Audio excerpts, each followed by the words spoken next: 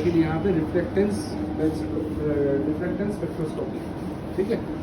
तो अभी नेक्स्ट जो है और एक है वो है इम्यूनो रेट। इम्यूनो रेट जो है बेसिकली इम्यूनो मतलब क्या है? इम्यूनो मतलब इम्यून सिस्टम। इम्यून सिस्टम, चलो एंटीजन एंटीबॉडी रिएक्शन, ओके। तो इम्यूनो मतलब एंटीजन एंटीबॉडी रिएक्शन, और रेट मतलब rate of reaction. Rate of reaction मतलब एक रिएक्शन जो होता है उसका टाइम टू टाइम कितना चेंजेस हो रहा है उसको बोलते हैं हम रेट ऑफ रिएक्शन। मतलब एक रिएक्शन का जो प्रोडक्ट आ रहा है वो पर मिनट के हिसाब से कितना प्रोडक्ट आ रहा है उसको बोलते हैं रेट, ठीक है। तो रेट ऑफ रिएक्शन, तो वो वर्ड का है इम्यूनो रेट। तो उसमें सिर्फ आपका दो टेस्ट होता है, एक है जितने ड्रग मॉनिटरिंग पैरामीटर्स है बेसिकली, अल्कोहल, तो जैसे कि आपका CRBM हो गया, CRP हो गया, ठीक है, CRP CRBM, ठीक है। और बाकी आपका ड्रग मॉनिटरिंग पैरामीटर्स लाइक फिनाइनटोइन हो गया, डिऑक्सिन हो गया, ये सब बेसिकली ड्रग मॉनिटरिंग पैरामीटर्स होते हैं। CRBM क्या होता है? CRP मतलब CRBM मतलब आपका जो प्रोटीन है, CRBM एक प्रोटीन होता है बॉडी में, तो उसका टेस्ट होता है CRP का, मसल रिलेटेड प्रोटीन होता है उसमें, एंटीजन एंटीबॉडी होता है उसमें भी सेम। 3 टाइप से होता है ना, पोटेंशियोमेट्रिक। हाँ, टोटल 3 टाइप है। तो एक हो गया आपका पोटेंशियोमेट्रिक, एक हो गया कॉलोरीमेट्रिक और एक हो गया इम्यूनो रेट, ओके। तो ये बेसिक थ्योरी पार्ट है, ठीक है। टोटल कितना टाइप का टेस्ट होता है आपका इसमें ही होता है, ठीक है।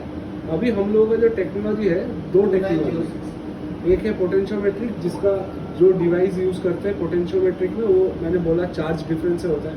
तो चार्ज डिफरेंस से जो कैलकुलेट होगा उसके लिए इलेक्ट्रोमीटर लगता है, ठीक है। तो इलेक्ट्रोमीटर जो है वो यहाँ पे है, ये जो मॉड्यूल है इसको इलेक्ट्रोमीटर बोलते हैं, ठीक है।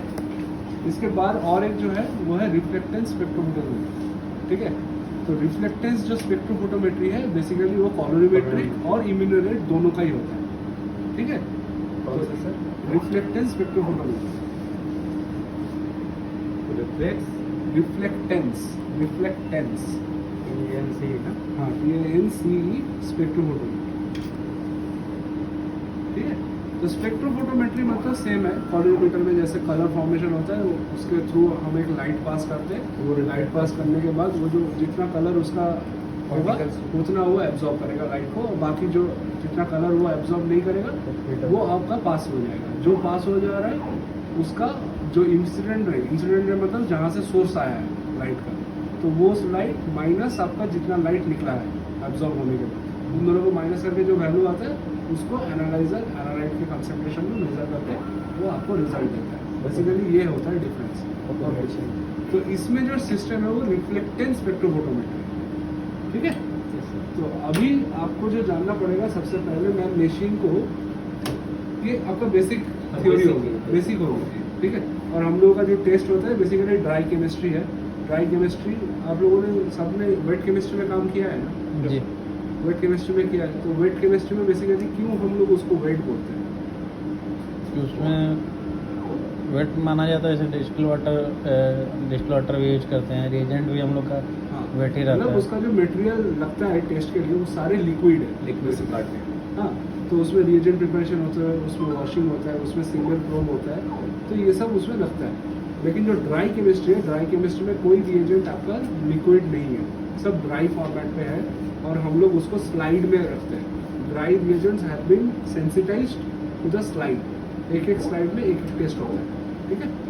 तो एक स्लाइड में आपका टेस्ट होता है और एक टेस्ट के लिए एक स्लाइड लगता है, ठीक है। और जो बॉक्स होता है उसको कार्ट्रिज बोलते हैं, और उसके अंदर स्लाइड्स होते हैं, ठीक है। कार्ट्रिज के अंदर स्लाइड होता है, और एक स्लाइड के लिए एक टेस्ट होता है, ठीक है। तो ये होता है बेसिक फंडा जो मैंने आपको बोला। अभी हम लोग क्या करेंगे, मशीन को 3 पार्ट में डिवाइड कर देंगे, ठीक है। ये जो पहला पार्ट है इसको हम बोलते हैं सैंपल हैंडलर, ठीक है। सैंपल हैंडलर मतलब जहाँ पे हम सैंपल डाल रहे हैं, जहाँ पे सैंपल ट्रांसपोर्ट हो रहा है, सैंपल ले रहा है, सैंपल लेके जा रहा है एनालाइजर की तरफ, ठीक है। ये जो पार्ट है इसको हम लोग प्रोसेसिंग यूनिट बोल सकते हैं या फिर एनालाइजर बोल सकते हैं, एक्सपेरिमेंटल एनालाइजर जो होता है, ठीक है। तो ये होता है आपका प्रोसेसिंग यूनिट, ठीक है। तो प्रोसेसिंग यूनिट में क्या होता है, सैंपल आके स्लाइड के ऊपर डिस्प्लेस करते हैं और फिर स्लाइड इंक्यूबेट होता है और बाकी आपका टेस्ट के लिए जितना टाइम लगता है उसको इंक्यूबेट करने के लिए, उसके बाद मेजरमेंट होता है। बस इस पार्ट में सिर्फ वही होता है। ये वाला जो छोटा सा पार्ट है इसको हम बोलते हैं रिएजेंट, क्या बोलते हैं, रिएजेंट इनपुट के लिए हम रिएजेंट लोग लोडिंग लोडिंग स्टेशन। ओके, जहाँ पे रिएजेंट लोड करते हैं, ओके, उसको रिएजेंट लोडिंग स्टेशन बोलते हैं। तो यहाँ पे दो पार्ट है, एक सप्लाई 1 एक सप्लाई 2। क्यों सप्लाई 1 सप्लाई 2? बेसिकली सप्लाई 1 में जितने भी आपका पैरामीटर्स जो कि हाई ह्यूमिडिटी है, हमारा ह्यूमिडिटी जो है जनरली मशीन में मेंटेन होता है, जैसे कि रिलेटिव ह्यूमिडिटी हम लोगों का जनरली 30 to 40% के अंदर ही होता है। तो 30 to 40% के अंदर जो टेस्ट होता है वो सब सप्लाई 1 में रहता है, और जितने भी तुम्हारे एंजाइम है बेसिकली वो सारे एंजाइम लगभग यहाँ पे होता है, आपका सप्लाई 2 में होता है। इसके लिए लो ह्यूमिडिटी रहता है। सर अगर जो एंजाइम वाला है, अगर सप्लाई 1 में अगर एजेंट अगर गलती से चला जाए, हाँ, नहीं लेगा, जाएगा ही नहीं। क्योंकि वो उसमें सिस्टम है, बारकोड स्कैनिंग होता है, तो बारकोड स्कैनिंग होने के बाद वो सिस्टम में वो ऑपरेट ही नहीं करेगा, बिकॉज वो एंजाइम जो भी तुमने कार्ट्रिज लगा अगर वो रॉन्ग है, उस कार्ट्रिज में मतलब वो पोजीशन में उसको जाना नहीं है, तो मशीन उसको डिटेक्ट ही नहीं करेगा फर्स्ट ऑफ ऑल। तो अगर वो डिटेक्ट, अगर तुमने बाई चांस भी उसको चला दिया, सोचो तुमने एक साइड को किसी और कार्ट्रिज के अंदर डाल के चला दिया, तो वो टेस्ट खराब हो जाएगा, उसमें एरोनियस रिजल्ट है, ठीक है।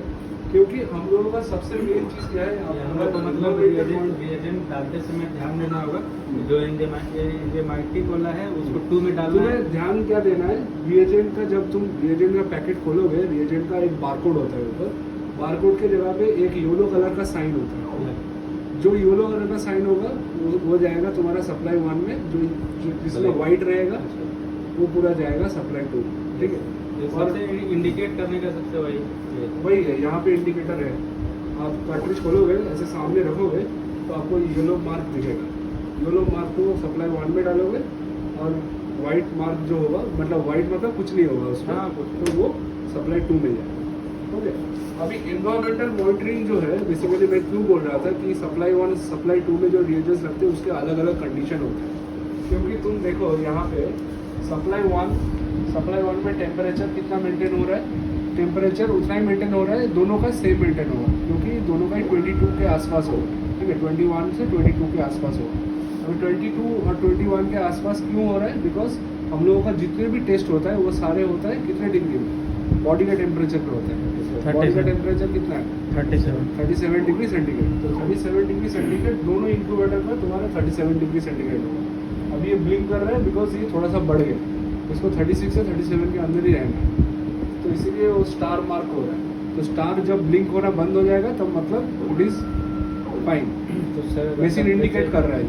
37.44 आया, तो क्या हम लोग रनिंग मोड में डालेंगे तो रिपोर्ट सही देगा? मशीन रेडी नहीं होगा, रेडी ही नहीं होगा, मतलब कि 36 से 37 के बीच में आना, बीच में रहेगा वो, जब वो नहीं रहेगा तब मशीन रेडी नहीं होगी, ठीक है।